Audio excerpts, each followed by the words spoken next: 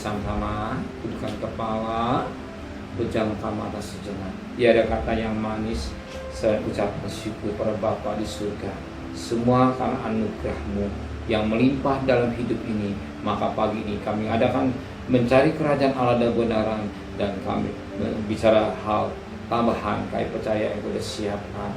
Pagi ini kami adakan mesbah pribadi, mesbah keluarga.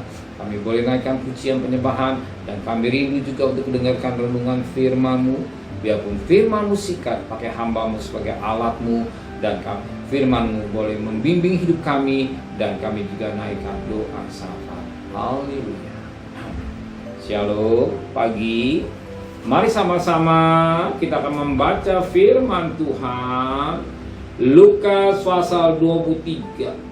Lukas pasal 23 ayat 13 sampai ayat 25. Lukas 23 ayat 13 sampai ayat 25. Yesus kembali di hadapan Pilatus. Lalu Pilatus mengumpulkan imam-imam kepala dan pemimpin-pemimpin serta rakyat, dan berkata pada mereka, "Kamu telah membawa orang ini kepadaku sebagai seorang yang menyesatkan rakyat. Kamu lihat sendiri bahwa aku telah memeriksanya, dan dari kesalahan yang kamu tuduhkan kepadanya, tidak ada yang kudapati padanya. Dan saya juga tidak sebab yang mengirimkan dia kembali kepada kamu. Sesungguhnya tidak ada suatu apapun yang dilakukan Yesus yang setiba dengan hukuman mati. Lalu aku akan menghajar dia lalu melepaskannya, sebab ia wajib melepaskan seorang bagi mereka pada hari raya itu." Tapi mereka berteriak bersama-sama, "Nyatalah dia, lepaskan Barabas bagi kami." Baru dimasukkan ke dalam penjara berhubung dengan suatu pemberontakan yang telah terjadi di dalam kota dan karena pembunuhan.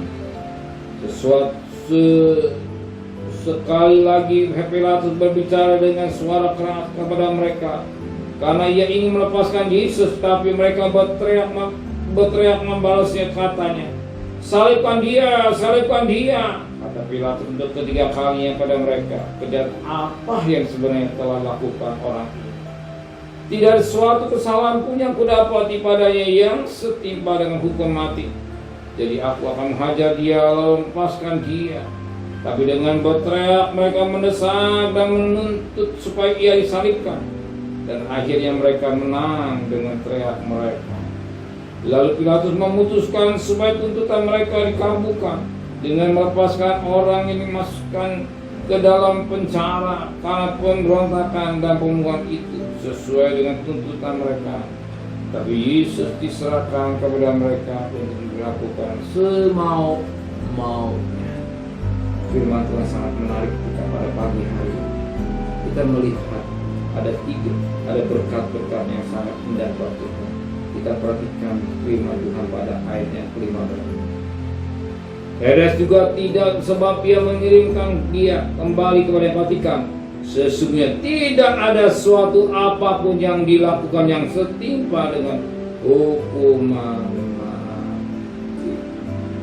Bahkan pada ayat yang ke-14, dan berkata kepada mereka, "Kamu telah membawa orang ini kepadaku sebagai seorang yang menyesatkan rakyat. Kamu lihat sendiri bahwa aku telah memeriksanya dari kesalahan-kesalahan yang kamu tuduhkan kepadanya. Tidak ada yang kudapati." Baik ayat 14c maupun 15c. Bahkan dikatakan pada ayat yang ke-22, kata Pilatus untuk ketiga kalinya kepada mereka, "Kejahatan apa yang sebenarnya telah dilakukan orang ini? Tidak ada suatu kesalahan pun yang kudapati padanya yang setingkat dengan hukuman mati." 3 kali pesan. Pertama dikasih tidak ada kesalahan. Yang kedua tidak ada kesalahan yang setimpal untuk dihukum. Yang ketiga demikian. Kenapa demikian? Kita dapat berkat.